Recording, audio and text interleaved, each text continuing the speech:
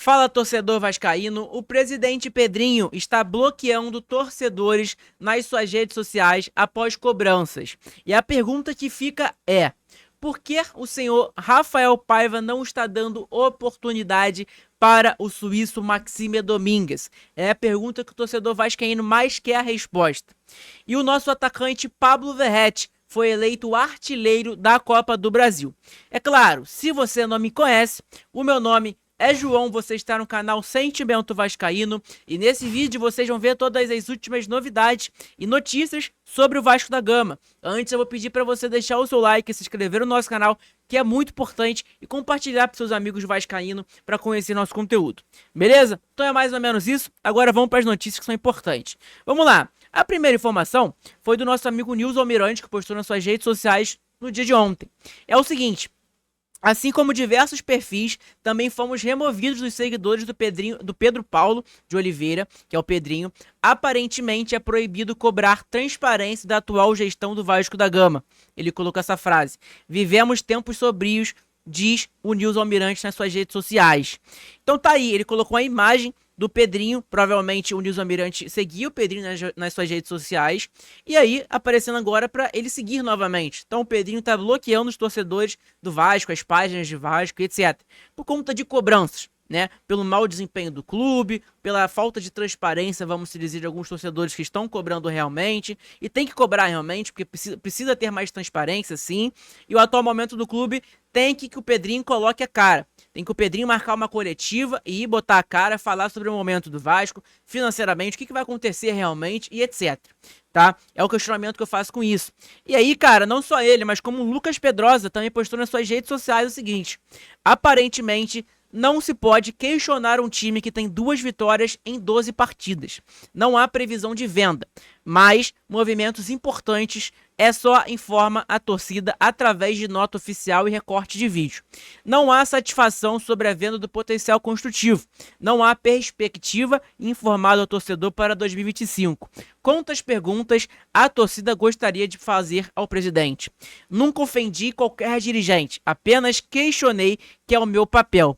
Me preocupa muito a postura de um presidente de um clube do tamanho do Vasco não saber lidar com o mínimo, que é dar explicação para a torcida. Não é para mim, não. É para a torcida. Jornalismo é só a ponte. Se não puxar o saco, é bloqueado com o estrangedor. Então, ele falando ali sobre ele mesmo, né?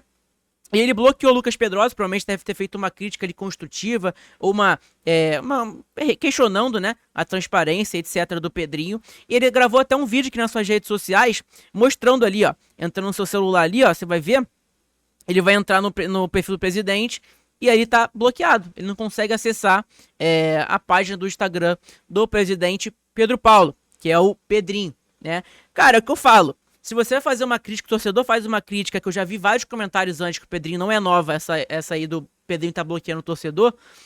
Se o Pedrinho realmente tá bloqueando torcedores que fazem críticas pesadas, etc, beleza, tem total razão. E é o perfil oficial dele, né? O perfil profissional e etc. Ele é o presidente do Vasco, mas é o perfil dele pessoal. Não é o perfil do Vasco. Mas mesmo assim, ele é o presidente do Vasco, ele tem que receber críticas, sim, quando se tem que ter críticas, né? E aí, a partir do momento que, por exemplo, um jornalista como é o Lucas Pedrosa, que é vascaíno, mas é jornalista, ele não vai fazer uma crítica xingando, desculpa, bati no microfone aqui, não vai fazer uma crítica xingando, mandando o presidente para aquele lugar, nada disso, né? Ele vai fazer uma crítica construtiva e pedindo algo de melhora pro Vasco, né? E, cara, o presidente Pedrinho tá tendo uma atitude que eu não concordo, por mais que seja o Instagram pessoal do presidente, mas ele é o presidente do Clube de Regatas de Vasco da Gama, e ele não pode ter essa postura, ele tem que sim aceitar receber críticas, por mais que elas sejam construtivas, e etc, né?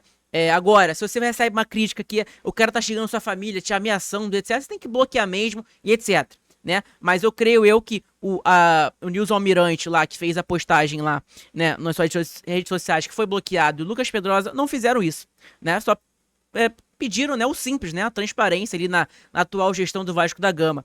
E é o pedido que eu faço aqui também no nosso vídeo. Pedrinho, bota a cara, vai lá, marca uma coletiva, faz uma coletiva em São Januário, falando sobre essa situação do Vasco da Gama. A gente precisa saber como que tá essa situação de SAF, de associativo, vai ter um negócio na justiça também sobre a liminar que derrubou a 777, enfim, tá? Muitas coisas que o Pedrinho tem que deixar público também, né? E o questionamento que eu faço é a janela de transferência no meio do ano, que foi muito ruim da gestão do Pedrinho também, né? E aí o Lucas Pedrosa, após essa repercussão que surgiu aí do Pedrinho bloqueando os torcedores, tá aqui, ó, o presidente Pedrinho voltou atrás e está desbloqueando uma série de contas no Instagram. Outras páginas de relevância e torcedores também estão sendo desbloqueados, assim como fui há pouco tempo, que ele falou. Então tá aí, ó, a imagem também do Lucas Pedrosa podendo já seguir o presidente nas redes sociais. O Nils Colina comentou até na publicação e colocou o seguinte: ele fez isso com a gente há alguns meses. Fomos bloqueados, ficamos durante muito tempo bloqueados, mas recentemente desbloqueou, só que sem deixar seguir, tá? Então privou a conta também, diz o amigo ali, Deus Almirante. Cara, algo que me entristece nessa situação do Pedrinho, de ele não conseguir aceitar as críticas que está recebendo. Enfim, esse aí é o papo do Pedrinho. Deixa nos comentários a opinião que você tem sobre o Pedrinho, sobre a atual gestão e que que eu não concordo que ele bloqueando os torcedores do Vasco da Gama, né? Enfim, agora o questionamento é: Maxime Domingues. Ontem a gente fez uma live muito boa com o nosso amigo Leco e tudo mais, trocamos uma ideia, muito maneira. E a situação do Maxime Domingues foi a que foi mais questionada, vamos se dizer, na minha opinião. Que, cara, o Maxime Domingues não está recebendo oportunidade do time do Vasco. Agora, o porquê, eu não faço a mínima ideia, né? Se o Jean David entra em diversos jogos e não tá agradando o torcedor, e particularmente com razão, né? Não tá agradando realmente. Por que ele dá oportunidade pro Jean David o tempo inteiro e pro Maxime ele não dá oportunidade? Sendo que o Maxime, quando ele entra, ele consegue agregar, né, no time do Vasco. Ele não é um baita de jogador, grande jogador, nada disso, mas ele não é um péssimo jogador para ficar no banco de reserva. Entra Alex Teixeira, entra Jean David, entra Galdames e o Maxime nunca entra, né? E aí, cara, o Rafael Paiva já falou em diversas coletivas que o Maxime treina bem. É um excelente jogador nos treinos, etc. O cara se destaca nos treinos. Como que o cara se destaca nos treinos e ele não tem oportunidade? Se você for ver aqui no Transfer Market do Vasco, no Campeonato Brasileiro aí, de 9 possíveis jogos que ele teve no Vasco, ele jogou 4 somente. Um jogou como titular, né? E os outros 3 ali ele jogou entrando durante os jogos, jogando 20 minutos, contra o Palmeiras jogou 10, vamos se dizer, né? Enfim, poucos minutos. E, cara, o que a gente pede é mais minutos pro Suíço, pra ele apresentar um futebol pra gente ver realmente. A gente já viu o Jean David jogando diversos jogos, não conseguiu jogar bem, não conseguiu atuar com a camisa do Vasco ainda, não mostrou pro que veio, realmente. E o que a gente pede pro Rafael Paiva é isso, é que ele dê mais oportunidades para o Suíço Maxime Domingues. Tá? Então, gente, é mais ou menos isso. Esse questionamento aí, cara, o Maxime tem 4 jogos, 0 gols e 0 assistências, óbvio. Ele entra no final do jogo também, não consegue agregar, né? Mas não faz uma péssima partida quando entra também, não. Igual o Jean David. Jean David entra e não consegue ajudar, né? Tecnicamente, infelizmente, né? Então, cara, é mais ou menos esse questionamento que a gente faz pro torcedor, pro Rafael Paiva, pra ele responder também pra gente. Por que o Maxime não recebe tantas oportunidades? No último jogo contra o Fortaleza, ele preferiu colocar o Galdames como segundo volante do que o próprio... Um segundo volante não, né? Como meio campo, vamos dizer, do que o próprio Maxime Domingues. Enfim, e o Maxime Domingues pode jogar diversas posições, como ponta direita ou esquerda, meio ofensivo e segundo volante. Ele mesmo já falou em entrevista. Enfim, é mais ou menos isso. A outra informação não, né? Mas o artilheiro da Copa do Brasil, a Mulambada ganhou a Copa do Brasil, infelizmente, mas saiu o artilheiro. E o artilheiro da Copa do Brasil foi o Verratti. Copa do Brasil 2024 termina com o Verratti como artilheiro. O atacante Pablo Verratti terminou como artilheiro da Copa do Brasil 2024. O jogador do Vasco marcou 7 gols em 10 jogos. Abaixo do argentino, outros 2 estrangeiros, o equatoriano Ener Valencia, do Internacional, e o uruguaio Emiliano Rodrigues, do Atlético Goianiense, com 4 gols cada.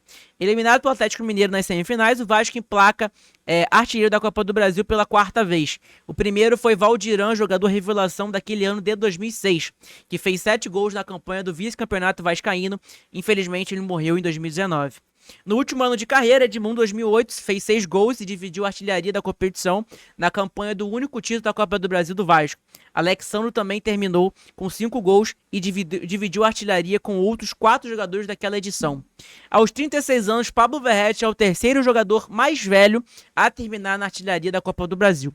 O mais velho é Nenê, que tinha 39 quando terminou com 6 gols na edição de 2020.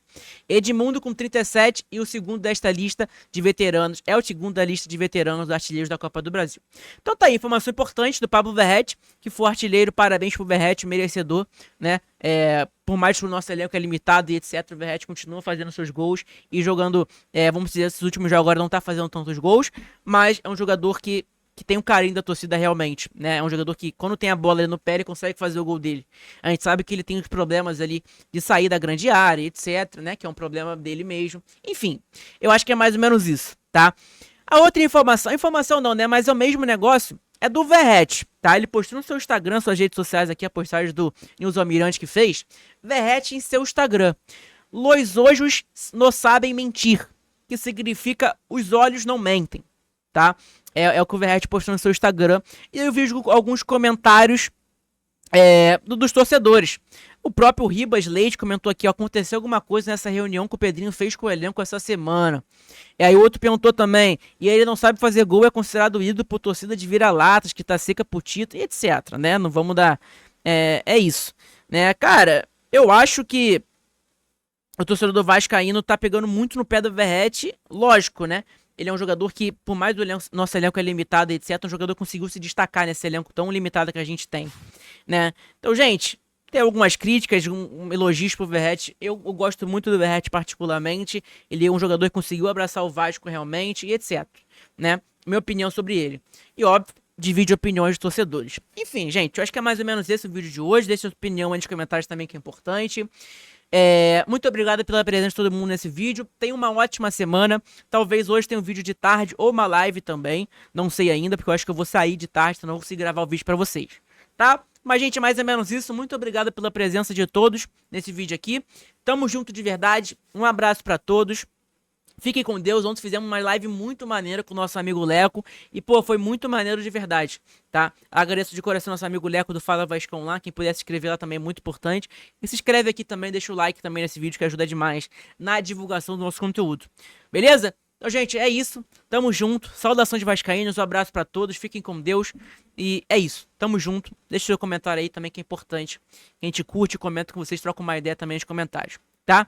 Tamo junto. Saudações vascaínas.